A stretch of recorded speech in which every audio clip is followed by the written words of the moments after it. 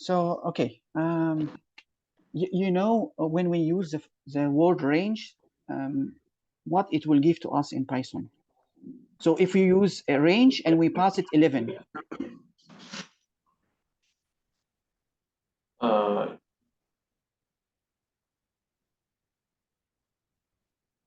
you pin 1 to 11. and okay, wait, no, it will not give us 1 to 11, but so, okay, it's good.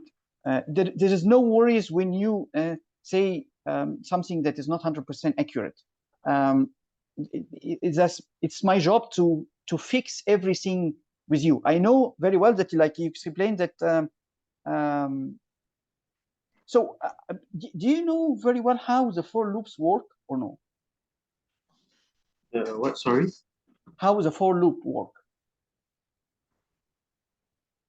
No. Oh, okay. I'm so sorry. Yeah.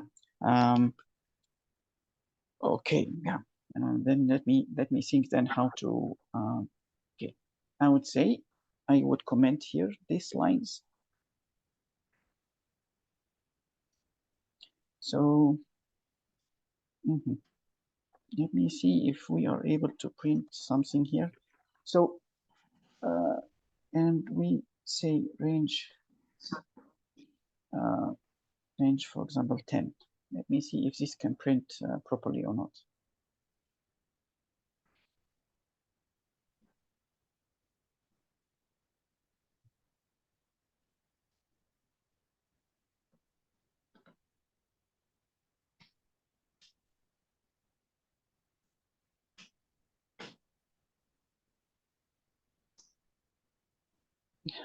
Okay.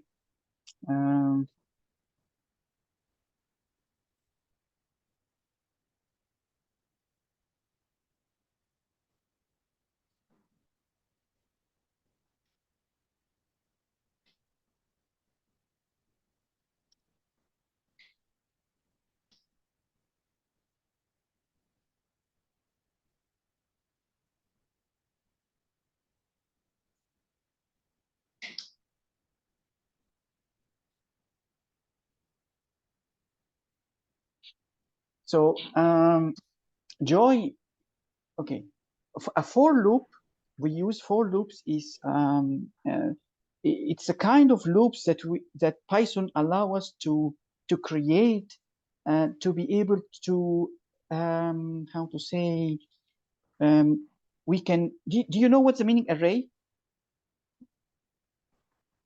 Did you hear about arrays before? Yeah. It's okay if you didn't hear. It's I mean I mean it's fine that you tell me that you don't know. It's I mean don't worry about that. It's my job here to make you in a good condition, ready for the exam. So I have to know. So you know what the meaning array, right?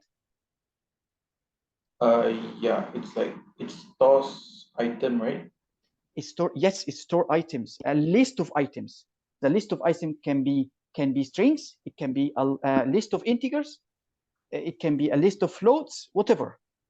Okay, and the array have a size. Okay, so to be able to read the content of the array or to print the content of the array or to go through the content of the array, we need a loop. Okay, so a loop is okay. Let me look first at the code and then I try to explain that. So you see line 159. I'm writing the syntax for I in range. I am defining a variable that's called I. That variable most of the time in a loops will be it will be an integer type. So I is an integer, and it will have values from 0 to 9. Why I said 0 to 9? Because when I say the range 10, so all the programming language, when you tell it an array of 10, it means that we will have something from 0 to 9. We never start from 1 in a programming language. We start always from 0. So as you see, I said I want I to be having values from in the range of 10. A range of 10 means I need it from 0 to 9. So that's what actually was printed here. Did you see what is printed on the output side? From 0 to 9. So what if I said a range of 5? So what will be the output? Can you see? As we said, we don't have we don't start with 1. We always start from 0. So it will be always this number minus 1. So if you write 5, you will have from 0 to 4. If you write 6, you will have from 0 to 5. Does this make any sense to you? Yeah. So when I say a for loop, so I am telling him, please give I a value from 0 to 5 and repeat what is inside here under the for loop for 6 times. So this print function will be repeated for 6 times. This is the function of a loop. Repeat. I am telling him, repeat whatever is under the for loop for a number of times. The number of times is defined by the word range. So I wanted to repeat 10 times. I will put here 10.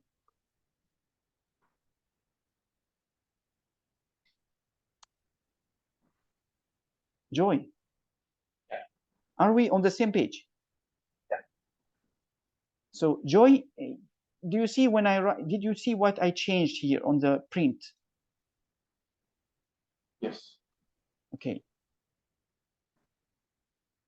So you see, whatever I change here will appear here. So I wanted I to be printed, I wanted line number 160 to repeat it 10 times. So it is repeated 10 times from 0 to 9. Okay.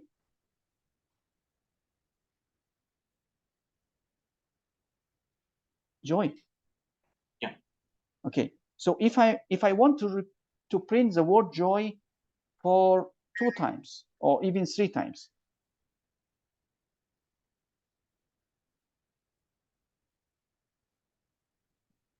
Okay. So I can add whatever. So notice here, if I do like, let me see, like that.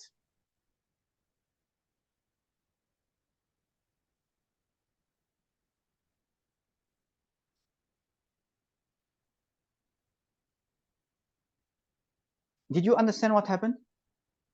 Not for the /n. /n is for putting a new line. Oh, okay. So if I remove the /n, what will happen? Okay. No space. No, there is no empty space after each print. Yeah. Okay, perfect. Okay. So you know now, if I want to repeat something for a number of times, I will use a loop. One of the ways to create a loop is to use for, but is it the only one? No, it's not the only way to create a loop. There is other methods with other keywords to create a loop, but one of them and the most easiest way is to use a for loop. Okay. Okay. Okay. Perfect. Yeah. Let's try to continue here. Wait.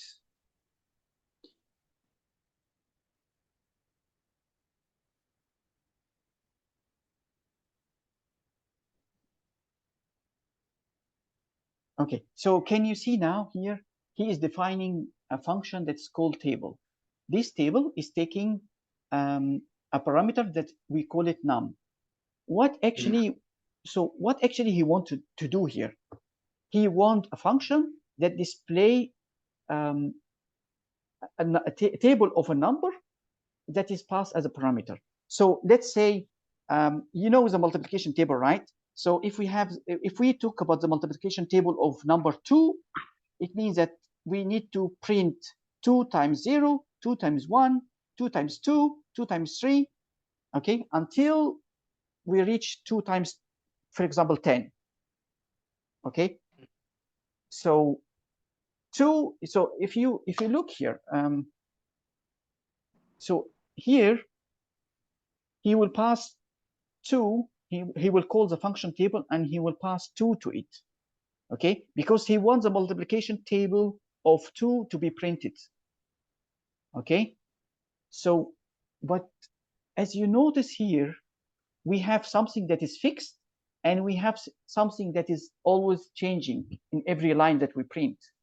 So 2 is always fixed, right? Because it's a multiplication table of 2. So 2 times 0. And then on the next line, he will print 2 times 1, right? So first he prints 0, and second he print 1. So this means that every time we run, we do a printing for a line, we are adding 1. Does this remind you of something that we have done just now? Didn't we print I that is from 0 to 10 when we use the range 10? Did you remember that? Yeah. Okay. So what I would say is this is this exam is all about practice. If we don't do this practice, we are gone actually. To be able to achieve, so we have to try by our hand. So in the start, I will do that with my hand, but on a later stage, I will ask you to write, so that your hands, you get hands on. Okay. So okay, now tell me, can you remember what we needed to print? We needed to print so always we have 2 multiplied by something. This something should be always changing. Can we try like that? Can we run and see how this looks like? Did you see what is appearing to us here? Yeah. Okay. But that's not what he wanted to print, actually. He wanted to print when 2 is multiplied by 0, he wanted an answer. He wanted to print the answer. So in your opinion, how can we achieve that?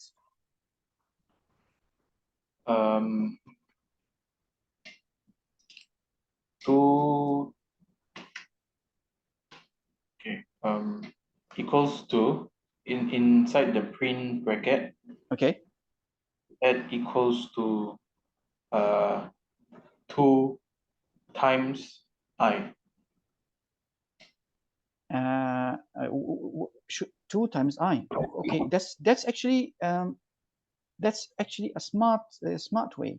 But what if we do it like that? Can we try like that? Do you think it will work like that? Maybe with the equal sign. We need to put an equal sign, but equal sign is actually something that need to be executed. So it means it's part of the multiplication, or it's only a fixed string that we need to put.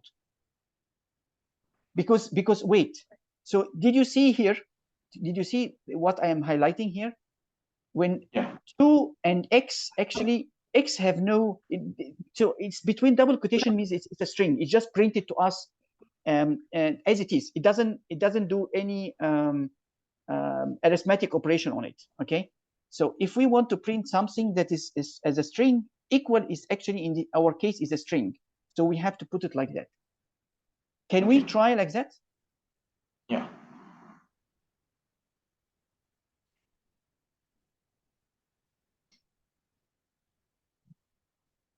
Okay. What do you think? Is that what we want? Yeah.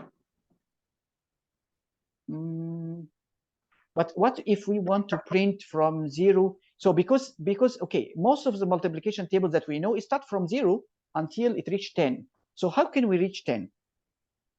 How do we, because you see the last line here, is 2 times 9, right? Uh-huh. But we want 2 times 10. How can we get that? The range changed to 11. Perfect. Okay, that's good. So we run. So we get that, right? Yeah. Okay, but for easier and for more clearer code, I would say I would define a variable called num, and then I will pass to it, I will make it equal to. Okay, and then I would say here num multiplied by I.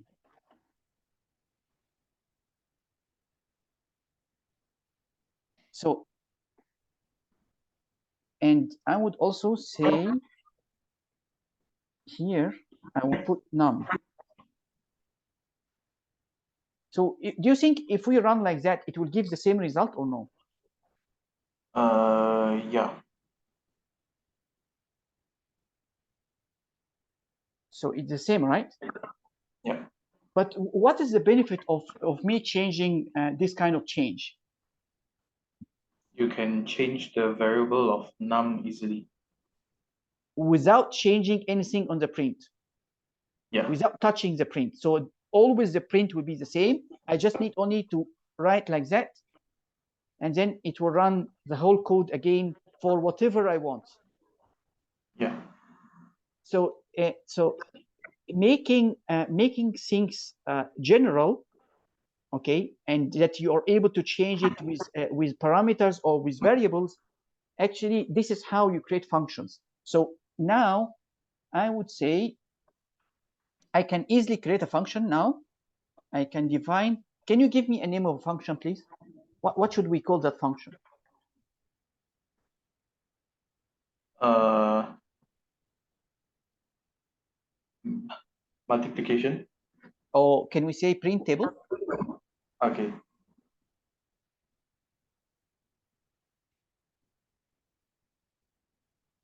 Okay. So always remember, without this colon, the function, you always have error. Okay. So what I need to do is I need to copy this code on line 161 and 162 and just put it inside here. Okay. Okay. So I call it a function, but in reality, this is a method because it will only be printing something. It will not return anything to us. The purpose of that is just to return something to print something to the screen. Okay. So, but we said that so if we try to make it work like that, do you think it will work? If we call that print table function. So just now we removed the code, right? So if we call here print table, will it work in your opinion? Yeah. Okay, can we try?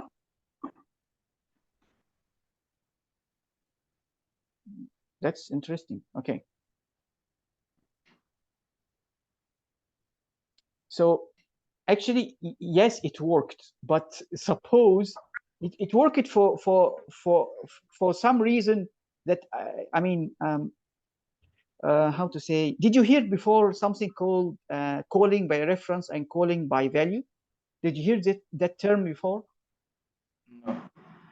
Okay. Okay, I would delay explaining that term to you because this is slightly advanced and might complicate you. I want you to gain a ground first before I give you more complicated topics. So forget that term for me, but in reality, when we design a function or a method, we need to make it have all the inputs as a parameter. So I want to pass num like that. So did you notice what I'm trying to? So I need to here make it like that. So it means that I'm defining a method that take a parameter.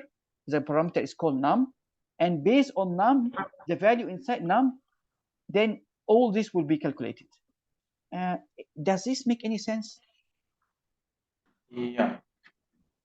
Because, okay, see, no, wait. Let me see how. So, see, if I change here this,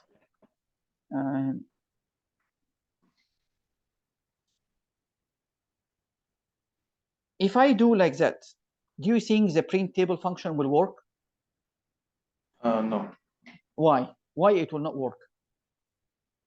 Because it's num10 and you didn't include that it's to specify that it's num10. Okay, that is yeah, this is a good level that we understand these kind of things. Okay, so I need to pass. So if I pass num10, okay, let's see how it works. Yes, it will work. Okay. If I pass num only, will it work? I think so, yeah. Okay. Okay. See, the parameter that we give here, we pass him num, right? Yeah. But where is num defined? Where Okay. here in this code is defined num. We don't have anything that is called num. We only have num1, num2, num10. So when you pass it something, it have to be defined here. It must be a variable that you already define to the Python. So okay. Let me explain this simply. So Joy have a car, and I'm telling you, Joy, please stop here and take Mr. Ahmad with you. Okay. So Joy previously know who is Mr. Ahmad. So Joy will stop the car and open the doors and allow Mr. Ahmad to enter the car. But what if I say, Joy, take Mr. Sami with you? But I never define who is Sami to you. So it means that you will tell me, who is Sami? Who is Sami that I supposed to take with me? So this is what is happening here. You are telling him, take num, but you didn't define num to him. But if I say num like that equal 4, so if I tell print table, or if I tell Joy, I will tell him Mr. Sami is my senior, and he will be waiting in that place, and he will look like 50 years old guy with a white hair. So I already defined to Joy who is Mr. Sami. So Joy is able to recognize Mr. Sami. So that is how the function recognize a variable. You need to define the variable before you pass it to the function. Okay. Does this make any sense? Yeah. Okay, so if we run, do you think it will run? Yeah, now, yeah. Okay. Good. 4. So it runs. Okay. Yeah. Okay. Even if we say num x, and then I come here to say num x, do you think it will run like that? Yeah. Okay. And if we change this to 10, can you recognize why this is running correctly? Yeah. So, okay. Please bear with me. So please bear with me. This num x, this parameter here, does not need to be the same name like this. Okay. Does this make sense to you? Because you see now I named them different for that purpose. They don't need to be the same name. Yeah. Okay, so here I'm using only num. Okay, so it is clear to you? We pass this point? Yeah. Okay, that's good.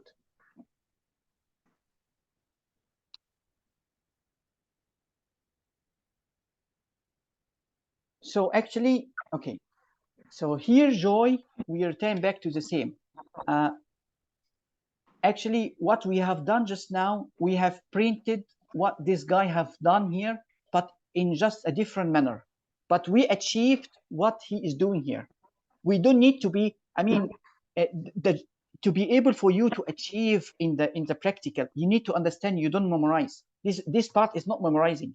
So yes, I am showing here the solution, or the guy is explaining the concept to you, but we need to know how to do it on our hand, because if he doesn't, if in the exam, if he change slightly the question, if we don't really understand the logic behind it, we will not be able to do it. So you see these lines, he have done this in a different steps than ours. We have done it in one step. We have done the calculation in different step, in one step only, and then we do the printing, everything in one step. He do it on the 3 lines. Okay, but we understand what we have done. What we have done is correct because we understand what we have done, right? So we come out with the same output, but he do it in a different way. Mm-hmm. Okay, does this answer that he is answering here make sense to you? Do you understand it? Yeah. Really? I don't need to go through it. So the only thing that he might be slightly different here, to me, okay, he said answer the ENS equal num multiplied by x. So we know num, he's passing it as a 2, okay, and x actually, in our function we used I, we use 4I in range of 11, but he used it x here. It doesn't matter. It can be x, I, y, anything. We can define whatever we want. Okay, and he built his calculation based on x. So he multiplied 2 by x. X takes a value from 0 to 10. So he multiplied 2 by 0 first. And then the result of that multiplication, he stored it in the variable called ENS, answer, short for answer. And then he created a text variable. He called it text. And then he put all the formatted text that need to be printed. So what he have done here, that we didn't need to do, that he used the function that's called string. So string function convert any number or any float or any real. So a float is a number with a decimal point. And so in our case, we only having numbers without any decimal, right? But he needed to convert that to a string.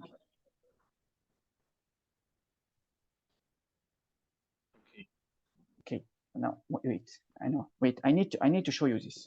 Sorry. Can you see the code? Yeah. Okay. So Joy, if I created a variable here called text, and then I wanted to say, okay,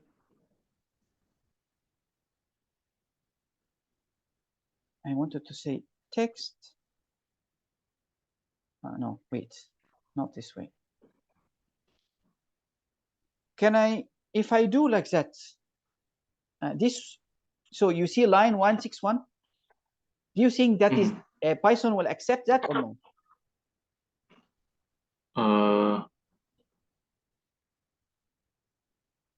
Yeah, but it wouldn't print the. Okay, text. fine. Yes, fine. We try to run.